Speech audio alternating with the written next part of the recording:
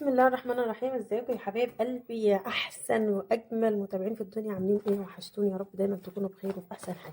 ايه ده يا رز بايه؟ لا، ده إيه؟ شويه بتاع اسمها ايه، قولوا معايا، كنافه. كانوا عندي في الفريزر كده، فاخترعنا لهم طريقه جميله جميله. ما ينفعش بعد الاكله الجميله اللي انا هنزلها لكم ديت، اللي انا نزلتها لكم، ان احنا ما نحلش. وطبعا ايه، لازم نعمل حاجه حلوه كده يعني، فاخر من الاخر. دي كانت عندي في الفريزر، طلعتها من الفريزر عشان تبقى ناعمه كده، عشان لا تضربي ولا تحيري نفسك ولا تقولي هضربها في ايه ولا هفرفتها كده ازاي. حطي في الفريزر، طلعي من الفريزر وهي متجمده زي ما هي، افركيها كده هتبقى معاكي ناعمه وزي الفل، عشان تطلع معاكي بقى ايه، الكنافه النابلسي زي بتاعه الايه، المحلات، وتبقى افخم من بتاع المحلات كمان. هنعملها بطريقه شيك جدا، وهنعملها بطريقه جميله وفي نفس الوقت مش مكلفه. طبعا انا عملت الشربات بتاعي وسبته يبرد، لان هي بتحتاج الشربات يبرد، بس انا مش عايزه الشربات بتاعها تقيل عشان هيتحط عليها كذا حاجه فهيبقى فيهم ايه، سكر. الشربات بتاعها عباره عن كوبايتين ميه، حطيت عليهم كوبايه ونص سكر، وحطيتهم على النار غير لمدة 5 دقايق، وعصرت عليهم ليمونة وحطيت عليهم ورقة فانيليا، او لو في فانيليا سايلة بتحطي ايه، نقطتين اتنين بس عشان ما يغيروش ايه الشكل بتاعها. هنا بقى حطيت السمنة بتاعتي على النار تفك شوية. بصي يا حبايب قلبي، معايا كوباية سمنة اهي، مج مليان اهوت. طبعا السمنة بتحليها، والسمنة دي يا دوبك انا فكيتها بس ما سخنتهاش قوي عشان ما كلكعش الكنافة بتاعتي معايا اهي. ونمسكها بقى ايه، نقلبها كده لما الكنافة كلها تشرب من السمنة.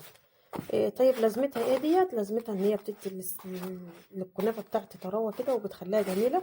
ولو في لبن حليب، لو في لبن حليب بتحط معلقتين كده على السمنه، بيدوها طعم جميل جدا جدا. بس انا للاسف بقى ايه، اللبن اللي عندي لبن مزوده ميه، ومش عايزه احط عليها ميه عشان ما تعجنش، اللي هو ايه، اللبن بتاع ملوك اهو.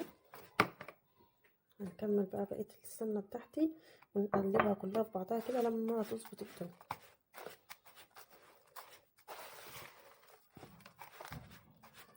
سمنة بلدي ماشي.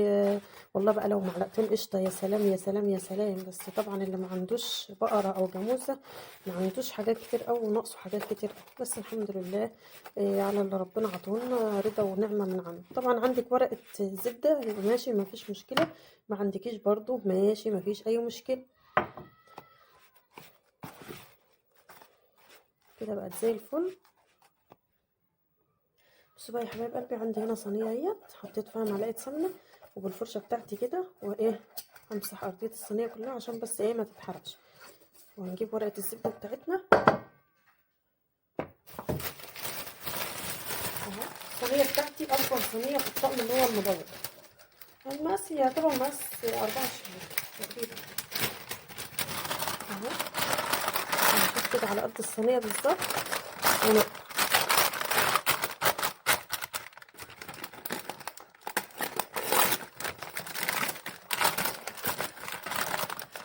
اظبط كده الصينيه بتاعتي وارجع له. بصوا بقى يا حبايبي كده تمام. لو عندك سمنه بقى ايه، هتحط نقطتين كده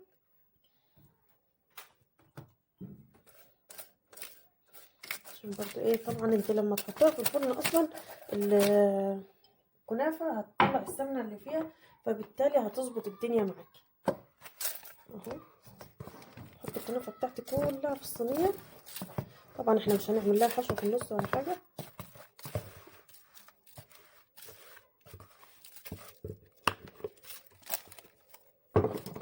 هنبدا بقى نفردها، بس هنعمل لها ايه، نعمل لها زي جدار كده. هنرمي ارضيه ونصب لها جدران بايدك بقى اهو. بصوا عشان تنجح يا حبايب قلبي، هنجيب طبق اهو ونضغط كده. بصي يا حبايب قلبي، ده عصير مانجا، مانجا فريش، مانجا في الفريزر. المهم تبقى بالقوام ده وباللون الجميل ده عشان تطلع معاكي بالمانجا فعلا، مش تبقى المانجا لونها متغير وتيجي تبص تلاقي الدنيا مش مظبوط. دي كريمه. عندك كريمه لباني من بتاع الحلويات ماشي، عندك كريم شانتيه ماشي، المهم ما يكونش فيه سكر. ومش هنحط سكر لان طبعا العصير ده فيه سكر. وهنجيب العصير ده نحطه على الكريمه كده، يا جماله. شفتوا الجمال ده؟ احنا عايزين القوام بتاعها يبقى ايه، متماسك، عشان لما تحطيها كده على الكنافه بتاعتك يبقى ايه، ما تلاقيهاش خفيفه كده وتقوم الدنيا مش تبقى حلوه معاكي وتلاقيها بتسيح. لا، هنديلها القوام المتماسك بتاعها.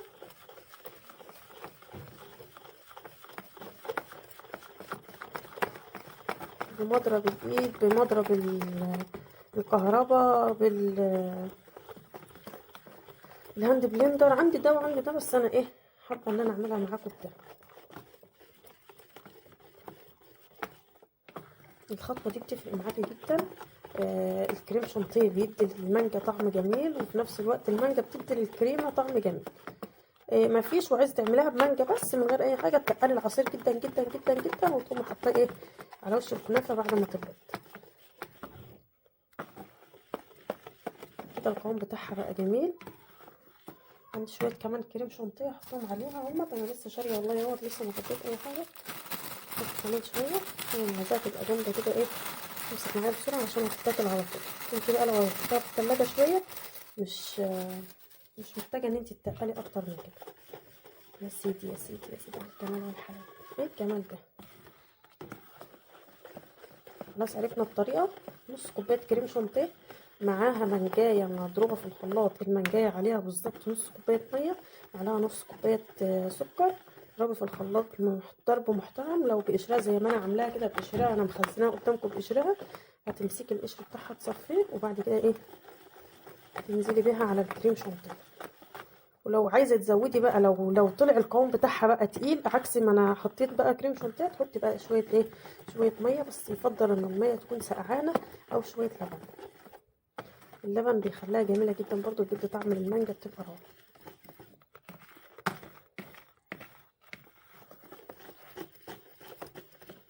دي اول خطوه معايا، نركنها في جنب كده ونكمل.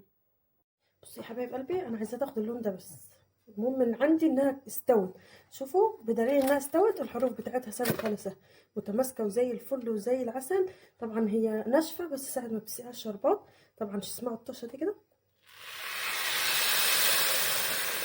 هو ده المطلوب.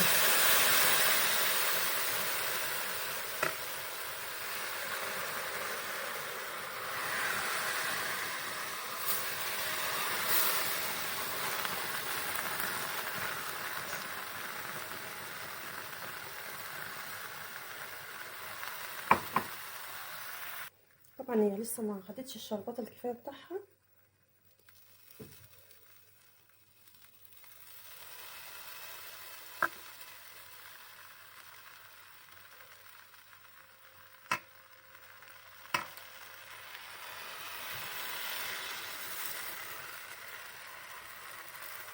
بس كده كله تشرب براحتها بقى. انت بس حركيها شويه كده، وهنسيبها بقى شويه لما تهدى خالص براحتها كده، وبعد كده هنبدا ان احنا ايه نزينها بقى مع بعض كده ان شاء الله. خدوا بالكم، هي ممكن تاخد ايه شويه شربات دول عشان الحروف بس.